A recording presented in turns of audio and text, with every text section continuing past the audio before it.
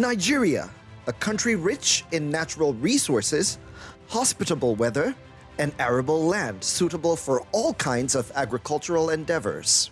By 1960, when the Union Jack was lowered and the green-white-green flag hoisted for the very first time, there was jubilation and great hope. The excitement of the people was palpable.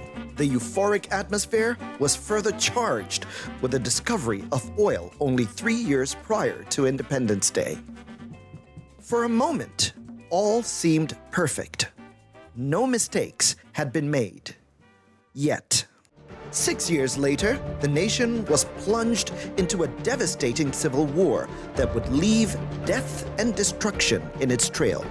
By 1970, the nation had not only survived, but was working rapidly towards reconciliation, reintegration, and reconstruction at a pace that baffled most other nations who had experienced civil war. But something had changed. Nigeria, which prided itself in its exports, agricultural produce, increasing educational institutions, and budding industries, had become addicted to the fast cash provided by the oil industry. Over the course of the next 30 years, the nation suffered infrastructural and social retrogression at an alarming rate. The Nigerian ivory towers, once the pride of Africa, were suddenly struggling for survival, offering little or nothing to the much-needed industrial growth. A wind of change began to flow when the Tertiary Education Trust Fund was established to halt the rot in the tertiary education system with a creative source of funding that ensured that people took ownership of this change. 2% tax on assessable profits of all registered companies in Nigeria provided the financial base for the resuscitation of Nigerian universities, polytechnics, and colleges of education. The executive secretary of TETFund, Professor Suleiman Elias Bogoro, sensed a deeper role that TETFund could play in Nigeria's economic revolution.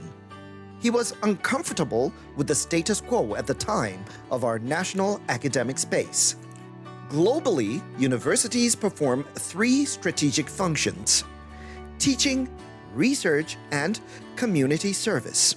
Professor Bogoro resolved that the academic community has central and core responsibilities in national development by activating its role in community development, specifically to galvanize the content development and teaching of new knowledge required in the knowledge economy of the 21st century.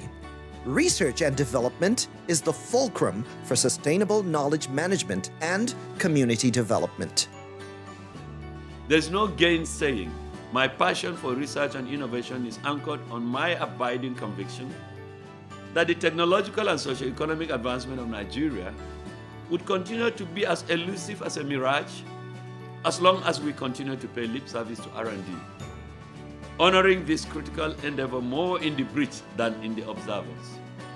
This is one reason why we should all count us privileged to find ourselves here at this epochal moment in the history of our dear country, at a time when our alignment of the critical factors of President Muhammadu Buhari, the Honorable Minister of Education, Malam Adamu's commitment, the support of the TETFund Board of Trustees, as well as synergy with the tertiary educational institution policy stakeholders and regulators, being, of course, as I mentioned earlier, the National Universities Commission, National Board for Technical Education, and NCCE for universities, polytechnics, and colleges of education, respectively, have resulted in the elevation of R&D and innovation to the top of the national discourse.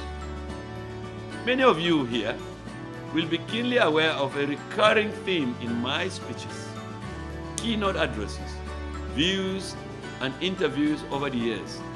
By the way, only 2 days ago, I delivered a convocation lecture of Veritas University, and your guess is as good as mine. It was on R&D, science, technology, innovation, triple helix model, knowledge economy, and Nigeria's future in the 21st century. At every opportunity at different fora, I've tried to leave no one in doubt as to how dear to my heart the burning issue of R&D and innovation is. It is for that reason that I once again proclaim this universal doctrine, one that has since generated ardent adherents in the world's most successful knowledge economies, that there is but one true path to socio-economic and technological advancement, which is R&D. And this committee will go a long way in facilitating the attainment of some of our most critical national aspirations. Let me assure you that I will continue to champion this cause for as long as I draw breath. The new journey into the foray of the paradigm shift began in 2015, during the Executive Secretary's first half-term in office, when TETFund interventions in critical infrastructure needs of the public tertiary institutions in Nigeria reached a critical threshold. The investment in critical infrastructure was deliberate to change the narratives around the sad mantra calling Nigerian universities glorified secondary school with low global ranking. Though TETFund delivered remarkable success in this area, the content components for global competitiveness were lagging. This explains why, despite the huge investments in physical infrastructure, the global ranking of our tertiary institutions, especially universities, remained retarded. Professor Bogoro hypothesized that content development with research and development as the springboard of overall revitalization of the tertiary education system was the most potent solution to fast-track improved ranking. Having a foundation established by law with a policy instrument and clear mandate to coordinate, oversee, and most importantly, secure funding for R&D and innovation activities in the country would lay the foundation as well as define the trajectory, not just for the transformation of our beleaguered tertiary educational institutions from mere citadels of learning, where inputs and outputs have left much to be desired for far too long, but crucially, to the springboard of Nigeria's leap into the knowledge economy paradigm, in keeping with the established tradition that ivory towers are the bastion of intellectualism and the breeding ground for creativity, original thinking, and innovation that shape and define civilizations and also drive economies and development. We cannot continue to say we are having a country where the R&D is not institutionalized across all the sector and the space of life, including our thinking, including policy of government. Number two, it will not do all of this by not mainstreaming its primary constituency, which is the tertiary institution. And the public tertiary institution must experience global ranking. That is what it's saying in clear terms. So, and that is the reference to that point. And at the same time, we are talking about saying our products and services in this country, for the first time, must be globally competitive. We are not saying only product, including services, ICT services. If you are a professor, you must be globally competitive. If you're a media practitioner, you must be globally competitive for the first time. And the platform for us to achieve this is essentially going to be the National R&D Foundation. What is doing, the Fissioner is doing again that is a big difference. Like go across the world, we are going to see National Research Foundation, National Science Foundation. But this time around, development is added deliberately. Why? Because as a country, we are laggard in that. And it doesn't want the research to be moving and the development is not coming. So for the first time across the world, we may be having a foundation that is unique.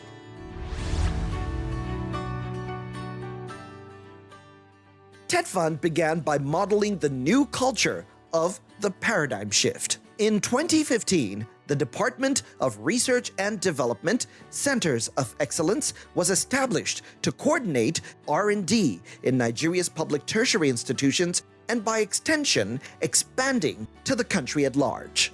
Shortly after the creation of this department, Professor Bogoro was disengaged and the vision became blurred. Hence, his successors could not make progress with the big, hairy, audacious goals of the new paradigm, causing the new department to become moribund and deserted. The R&D/Centers of Excellence department breathed new life when the TETFund boss was reinstated by President Muhammadu Buhari. In a very short time, it has become the most sought after because of the strategic role that it plays in the paradigm shift. Today, the world, especially Nigeria, is very much aware of the need for research and development (R&D), which was before the ES initiative was actually a new thing. When it started in 2014, the concept of R&D was entirely a new thing, even within the academia. Today, everybody that matters is talking about the R&D Standing Committee. So we thank you for this level of awareness and for the seriousness that you've given for this initiative. Within the TETFund, we are all your mentees, and we've all embraced the paradigm shift. Content development, investment in content is a key to realization of true universities, polytechnics, and colleges of education that can compete favorably anywhere in the world.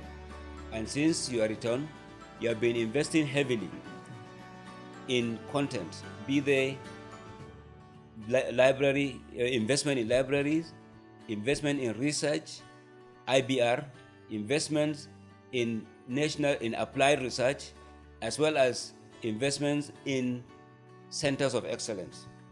All these put together will ultimately lead to the realization of the dream of Nigeria that you do have, that Nigeria has the potential to be a knowledge-based economy that can compete favorably with any other country in the world. I'm very sure, sir, we are just some steps behind, we're just some steps away from it. The reactivated Department of Research and Development/Centers of Excellence presently manages the biggest research fund portfolio in the country within the framework of the National Research Fund and the institutional-based research. The highest number of grant awards of 128 was signed in 2019, with over 75% areas of science, technology, and innovation that will accelerate the overall socio-economic development of the country through indigenous product development for commercialization. The process of NRF administration was facilitated by the relevant Screening and Monitoring Committee. This was bolstered by the support of President Muhammadu Buhari with initial funding of 3 billion naira, which was increased to 5 billion naira in the following year, and by the President's approval of a further 50% increment to 7.5 billion naira in the 2020 budget of TETFund. This has yielded spectacular results. The number of beneficiaries of the research fund has increased to 56% on year-on-year basis from 2019 to 2020. In addition, the 50% increment in funding has resulted into additional 56% increment in value. TETFund NRF is the only source of serious research grant in the system in Nigeria now.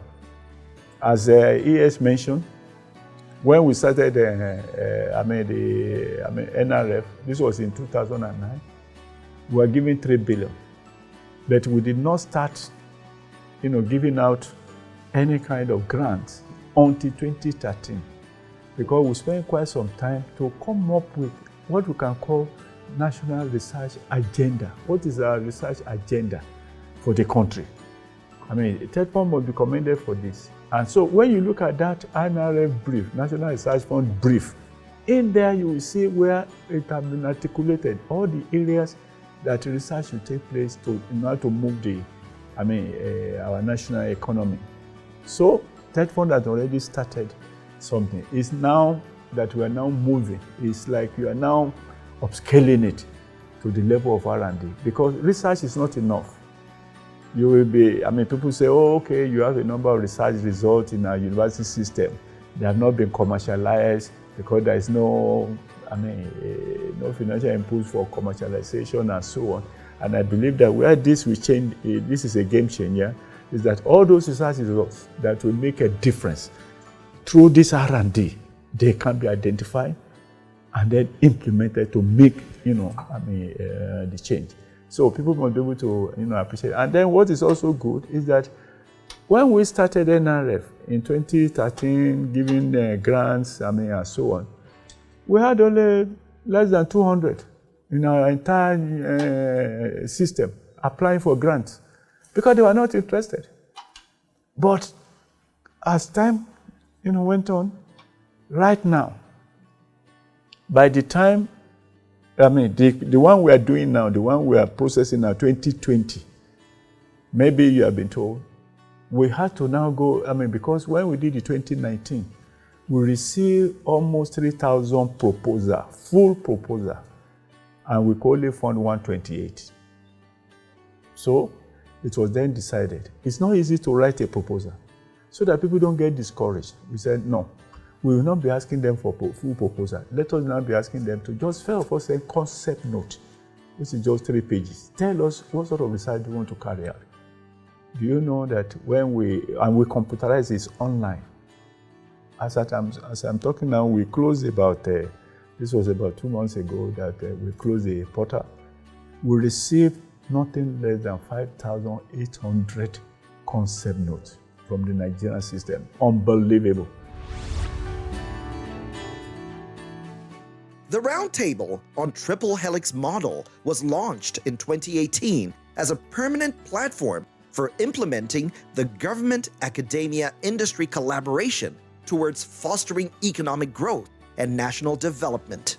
It is the first practical expression of the Triple Helix Model in the country, coming after the signing of the MOU between the National Universities Commission for Academia and the National Economic Summit Group for Industry. Before the paradigm shift, academia-industry linkages had been very weak, and there wasn't a platform for tripartite engagement. Also, the higher education system had not been a full participant in the discourse on national development. The Roundtable addresses these issues and enhances collaboration between the actors for the primary objective of stimulating growth by transitioning into an innovation-led economy. To achieve this, each actor has a specific role to play. Government's role is essentially to moderate stable interactions and create the needed environment to facilitate the development of technology, which results in innovation. TETFund has pioneered the activation of this model through the establishment of the TETFund Research and Development Standing Committee, which was inaugurated in September of 2020, with 165 members of top-notch Nigerians in the academia, government, and industry. The RDSC, the way it was picked, yes, overall the academics are in the majority. But I can't remember in recent time a collection of academia and industry that has some of the very best, including chief executives of some of the most profound research institutes that are supposed to define and represent the future of our country in the context of knowledge economy in the 21st century. I am very, very committed to the triple helix model, where there is significant handshake between those in academia and those of us in the private sector.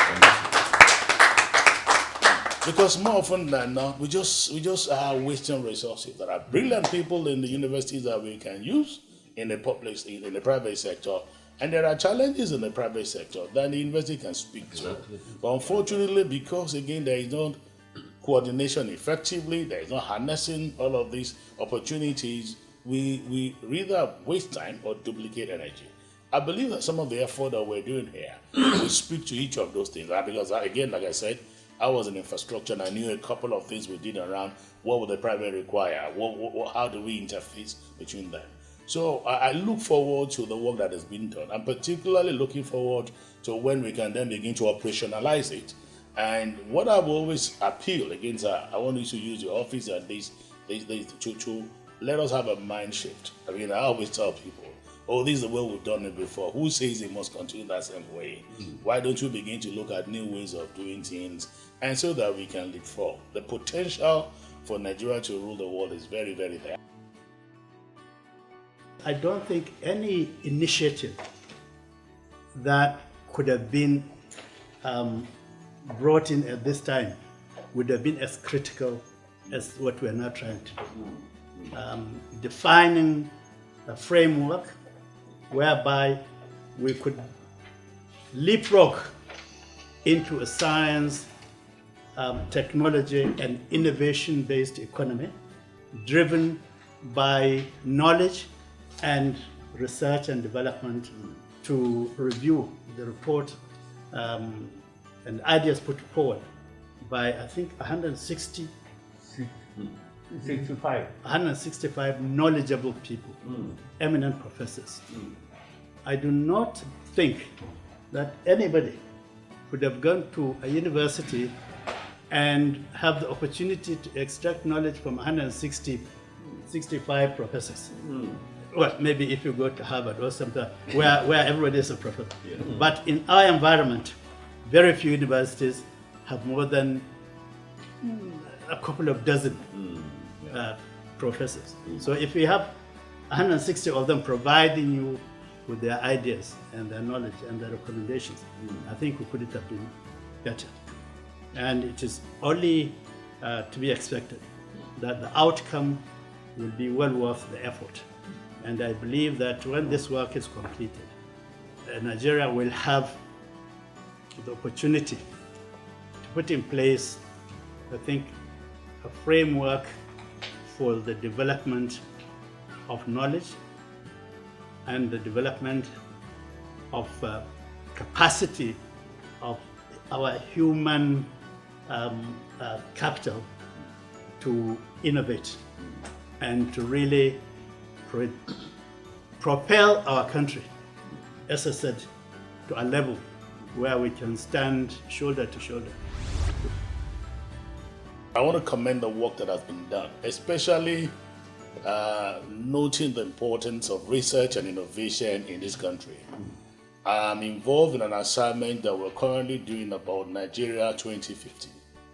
We're looking at a long-term view for Nigeria, and we're currently working on even the medium-term development plan. And one thing that has come to fore each time we discuss is how can we leverage research and innovation to solve the problem of Nigeria? There is no way we can lift people out of poverty. I mean, the number we're looking at, there's no way we can provide jobs for 100 million Nigerians if we're going to do business as usual. Every work we do, we need to look at how do we leverage technology. We're talking with a digital group at one of the thematic groups when we're doing this work. And we're not interested only in what they do around fintech and what they're doing. That we've celebrated. But how do we go into biotech? How do we go into all of those areas? To what extent do we use it in pharmacy, in education, in all the in agri and all the things we do? And that's why I believe that the work that you're doing here, sir, is very commendable. But what I always do plead is the fact that there must be significant hand chain across what we're doing in government level. One thing you found out is that a number of work that's been done by different groups. But one challenge is that we do not speak to each other. So people speak in silos. Because I'm a part of the infrastructure thematic group, and I've been privileged to read through all the work that's been done through the portal of TETFund, I know that there's a lot of work in here that if members of the steering committee and the Central Working Committee of Nigeria 2050 can look at, it will work tremendously. Leveraging R&D for sustainable national development and global positioning have been modeled by different countries across the world. Nigeria's economic challenges and insecurity can be mitigated using R&D outcomes and outputs, as well as problem-solving research overall as a tool for a 21st century knowledge economy. We are committed to it, and we are not looking back. The moment we look back and we see you, we fire on. I think if this is the only thing all of us are going to give to this country, despite our exposure, personal, my exposure in about 5 continents doing study and research across the world, and Professor Vogoro is now creating a platform for us to actually attract people that are similar like this to come to this country and leverage on a platform to make this country great. If the story of Nigeria's first 60 years is a story of how a promising nation underachieved on its aims and aspirations, the next 60 years will be the story of how the nation uses R&D to rise like a phoenix above its economic dark days and take its rightful place as a global superpower. And that is the paradigm shift.